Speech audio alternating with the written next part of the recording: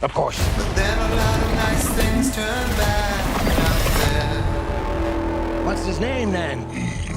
No. Welcome back, everyone. It's Charlie. Sony and Marvel released the new Venom: The Last Dance trailer with Knull, God of the Symbiotes, in it. Everybody had questions about their plans for such a huge comic book villain, given it's supposed to be the last Venom solo movie that Sony makes.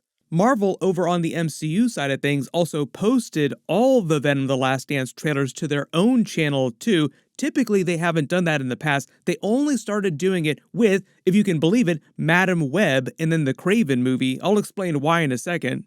And Downey, one of the creators of the Knull character in the comics, recently posted that he's been talking to Sony and they and Marvel have much larger plans for that character. Based on a lot of what Marvel is doing with the MCU right now, Tom Holland Spider-Man, and a lot of the deleted scenes, alternate storylines we've learned about recently, we actually have a pretty good idea of what those larger plans are, so we'll break it all down. Downey was also reacting to a lot of the casting news for the Knull character, so if you're brand new to the channel, be sure to subscribe to get all the videos. There's a bunch of big stuff coming up, particularly Spider-Man related stuff. There's even a Spider-Man TV show that's supposedly going to air later this year. So whenever they wind up releasing that, of course I will do episode videos for it. But right after the Venom: The Last Dance trailer came out last week, Downey, as you would expect, one of the creators of that character, was commenting on getting paid for Sony and Marvel's use of the character in the movies. This happens every time one of the movies at any of the studios, not just Marvel, not just Sony, but like any of the studios, uses characters and storylines based on the comics, which usually is the case. Like, they do their own plot, but they're usually based on specific comic book plots and comic book characters.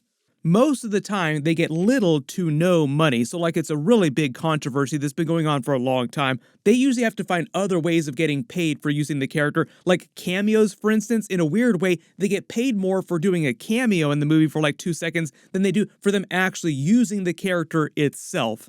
Yes, the system is broken. Usually you hear more about this kind of stuff when the creators themselves are still alive and they have their own social media to actually explain what's going on behind the scenes. In the case of Knull, he's such a new character. Downey was also celebrating the fact that he just had his 40th birthday, like 2 days after they released the trailer. Talk about happy birthday. Posting all kinds of memes about getting paid extra because Knull is going to be a huge live-action crossover villain in the movies that wind up costing hundreds of millions of dollars to make, so naturally you would expect him to get a little bit of money for that.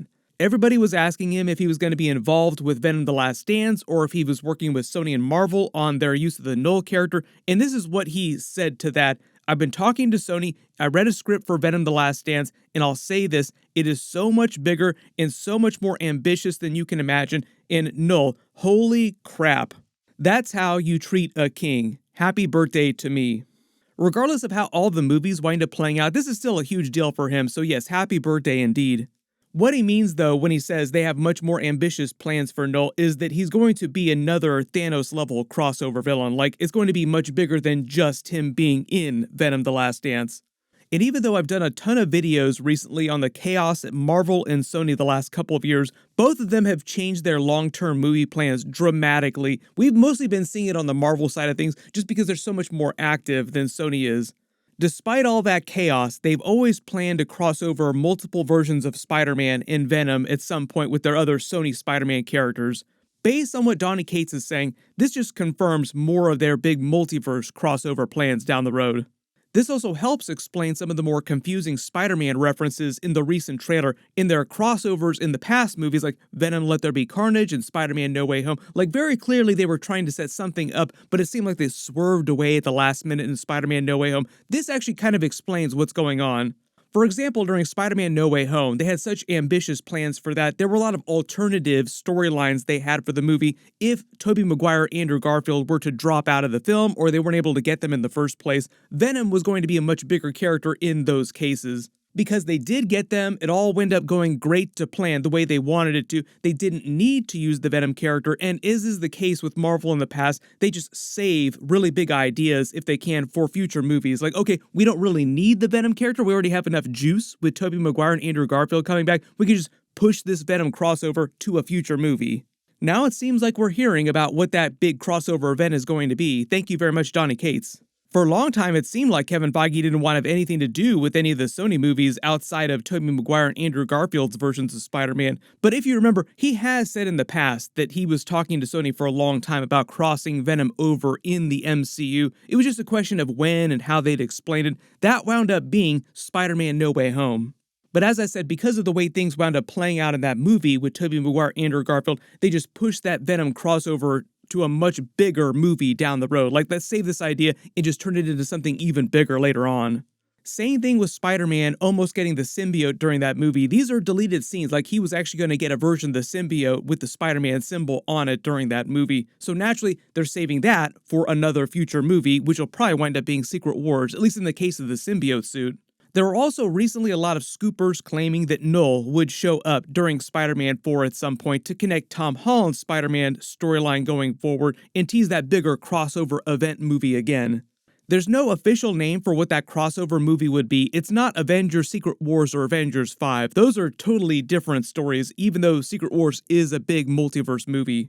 Downey said he's talking to Sony about this big Knull crossover movie, making it sound like it's more of a Sony thing, like Sony's long-term plans, more than MCU long-term plans. A lot of you who've been following all the movies from all the different studios for a long time came to similar conclusions. What they're probably doing is building towards a Spider-Man Venom team-up movie against Knull that's totally separate from the mainline Spider-Man movies like Spider-Man 4, 5, 6, however many more movies that Tom Holland winds up making. And because Venom The Last Dance is the last Venom solo movie, they'll just call the crossover movie something totally different, like Spider-Man and Venom, King in Black.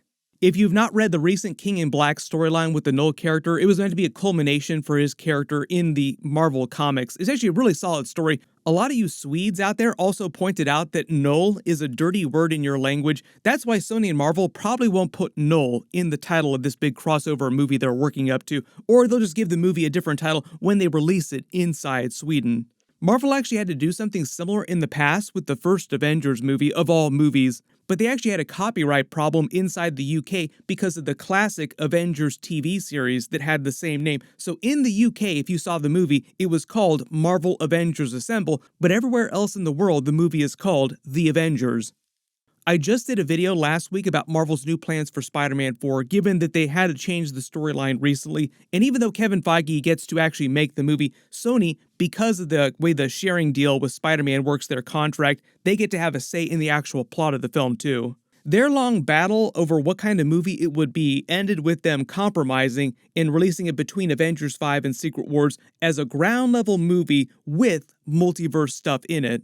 We've already got a pretty good idea of what that's going to look like how that's going to play out between the plots of Avengers 5 and Avengers 6, because a couple really big things have to happen, and it'll be a little bit like the transition between Infinity War and Endgame with a universe-altering event, except in this case, it's a multiverse-altering event. So it does seem like Spider-Man 4 is going to have another ending scene or a post-credit scene like Spider-Man No Way Home did, where they tease Spider-Man crossing over with Venom and Knull.